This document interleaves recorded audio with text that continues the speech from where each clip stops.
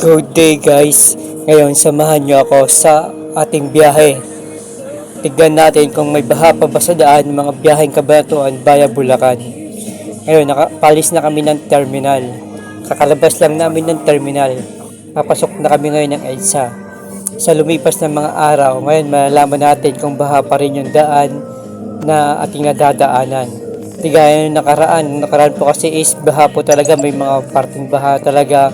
Yung mga tulay is umaapaw na.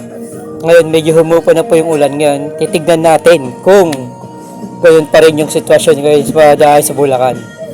Ngayon, nandito na tayo sa Balintawak. Bumaba kami ng Balintawak. Kakunti lang kasi pasahero namin.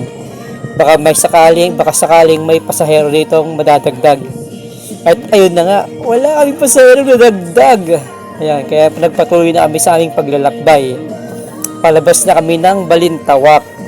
Andito na kami ngayon, papasok ng toll gate ng NLEX. Palabas na kami ng toll gate ng NLEX. Ayan, dito medyo malakas-lakas pa rin yung ulan dito sa NLEX. Papatak-patak yung ulan dito sa NLEX, medyo malakas-lakas. Malamang pagdating namin siguro sa Bulacan mamaya is malakas din siguro. Tignan nyo, malakas ang ulan. Kung mapapansin nyo yung mga kuwan ng gulong ng mga kuwan o kumakuwan pa kasi medyo malakas pa yung ulan. Nandito na kami sa bandang. Tignan nyo yung mga ilog dyan, mga baha-baha na rin yung mga ilog. Halos may mga tubig-tubig na sa ilog. Halos baha na yung mga ilog. Kung may tanim yan, logi na naman yung mga magsasaka natin. Dahil sa nabaha na naman yung kanilang mga sinasaka. Tignan nyo naman, halos mabaha na talaga yung ilog. Ngayon, malapit na kami rito sa Santa Rita. Pa-exit na rin kami dito sa Santa Rita. Ayan, palabas namin ang toll gate ng Santa Rita. Dito na kami ngayon sa Santa Rita kung saan nagbababa kami at nagsasakay. Tignan nyo na yung kalsada, medyo basa-basa yung kalsada rito. Ibig sabihin na may malakas na ulan kanina. Kung mapapansin nyo yung daan is matubig-tubig talaga siya. Ibig sabihin madami talagang gaya yun, kahapon yun, medyo humupa na rin yung ilog na yun kasi kahapon medyo apo-apo na rin. Dito na tayo sa palengke ng Plaridel. Medyo kahapon malaluwag ito o medyo umapo-apo na rin na naman ito. Kahapon is mas malalim pa ito kahapon. Yung tulay ng Pulilan. Papasok na tayo rito sa bayan ng Pulilan. Wala nang gaanong ulan dito sa Pulilan. Maganda naman ang kalagayan ng papasok dito sa Baliwag. Kung mapapansin nyo nga lang, yung mga ilog-ilog dito is medyo may mga tubig pa. At andito na kami ngayon dito sa Baliwag, Tarcan. Ayan. Sa Ace Hospital na pala kami. Yan, malapit na rin kami sa SM Baliwag. Kahapon dito, baha dito kahapon pagbaba niya ng tulay na to. Kahapon dyan, sobrang baha po talaga dyan kahapon. Kung makikita nyo sa video na to, yan, ganyan po kahapon yan. Ganyan kabaha dito kahapon sa bandang Baliwag. Buti nga po ngayon is wala na siyang baha dito sa Baliwag. Kahapon, ganyan po talaga yan. Kaya medyo humupa na rin po yung ulan ngayon kung kumpara sa hapon.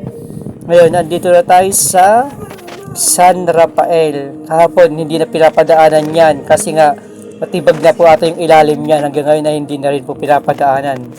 Umapo po kasi yung tulay na yun kahapon. Ngayon, nandito na tayo papasok ng Cruz na daan. Yung susunod nito na tulay is kahapon po is apaw na apaw. Na binabantayan ng mga LGU. Yan yung tulay po dyan sa may maasim. Binantay po yan ng LGU kahapon. Ngayon, itignan po natin kung baha pa rin po ito. Kung makikita nyo sa video ay medyo humupa na po ngayon. Hindi siya gaya kahapon na sobrang baha talaga gaya yung nakikita nyo dyan sa picture. Ganyan yung kahapon. Ganyan. Halos umabot na talaga siya sa tulay. Ngayon, andito na tayo sa papasok ng Kalawitan sa San Ildefonso, Bulacan. Dito tayo nga sa San Ildefonso. Ngayon, pagbaba namin ng Kalawitan, medyo traffic kasi nga madaming tracking na nagpa-park dito sa bandan na to sa may bandang bago magmating bubong. Kaya papasok na kami ng Sapang Putol ng San Ildefonso, Bulacan. medyo maganda ang sitwasyon dito sa San Ildefonso kasi wala kang makikitang baha o bahid ng anumang baha. Kahapon naman po rito is okay pa naman po. And dito na kami sa Anyatam kung saan binabahain rin po yung lagay na to. Kung sobrang malakas po yung ulan, binabaha na po.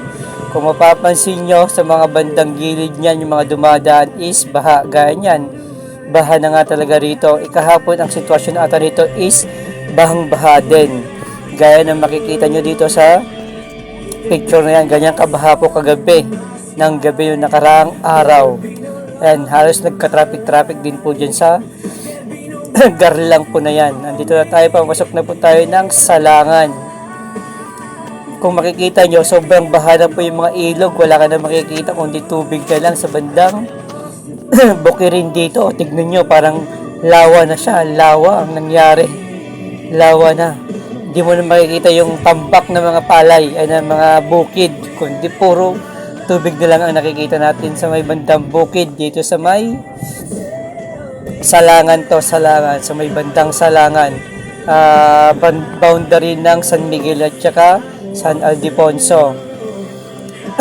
Nandito na tayo sa San Miguel, Bulacan. Medyo maganda naman yung sitwasyon dito sa San Miguel, wala di nababaha yung daan. Kaso nga lang yung mga daan dito, napakapangit na ng mga daan dito, lubak-lubak, napakadaming lubak.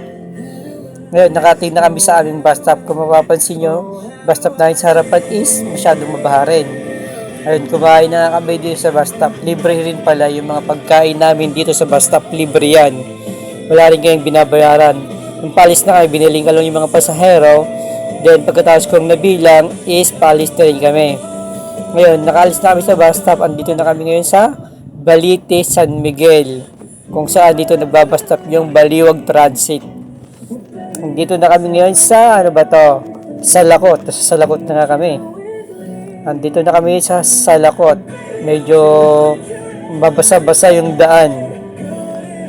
Yung sakdalan at saka yung Baluarte. Maganda naman yung mga daan dito. Ayan. Malapit na nga tayo sa bahay ng Gapan. Sa mga gustong bumili dyan na nauuhaw kayo ng buko, dito sa Gapan may masarap na bukuhan. Diyan sa may bandang Malimba. Ayan. Diyan sa bandang masarap yung buko dyan. Tsaka yung murang cellphone. Mura din dyan. Yan na ngayong aking kamahalan. Kinuha ko na ngayong kanyang padala na sapatos. Para hindi daw nababasa yung aking paa. Ngayon, dito na kami sa San Leonardo. Di na ako napag-video sa bandang Gapan. Kasi nga, madami pong sumakay sa bandang Gapan. Kaya dito na kami sa Jollibee San Leonardo. Paalis na rin kami di San Leonardo at nandito na kami sa bayan ng Santa Rosa. Maganda yung lagay dito sa San Leonardo sa Santa Rosa.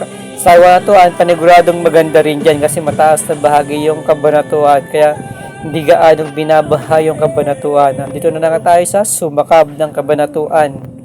Maganda yung daan, parang hindi siya tinablan ng ulan. Ayan. Papasok na tayo sa mismong bayan ng Cabanatuan. Nandito na tayo sa Robinson or Pacific. Salamat sa pagsubaybay. Maganda na po rin sa Cabanatuan. At malapit na tayo sa terminal na madaanan rin po natin yung SM. Salamat.